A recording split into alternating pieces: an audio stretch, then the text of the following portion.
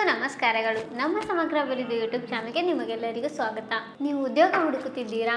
ಉದ್ಯೋಗಕ್ಕಾಗಿ ಅಲೆದಾಡಿ ಸುಸ್ತಾಗಿದ್ದೀರಾ? ಹಾಗಾದರೆ ನಾನು ತಂದಿದ್ದೇನೆ ನಿಮಗೊಂದು ಉದ್ಯೋಗದ ಅವಕಾಶ.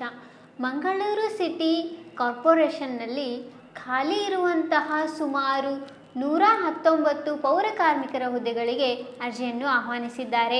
ಈ ಹುದ್ದೆಗೆ ಅರ್ಜಿಯನ್ನು ಸಲ್ಲಿಸುವ ಅಭ್ಯರ್ಥಿಗಳು ಕನಿಷ್ಠ 18 ವರ್ಷ ಹಾಗೂ ಗರಿಷ್ಠ 55 ವರ್ಷ ವಯೋಮಿತಿಯನ್ನು ಹೊಂದಿರಬೇಕು.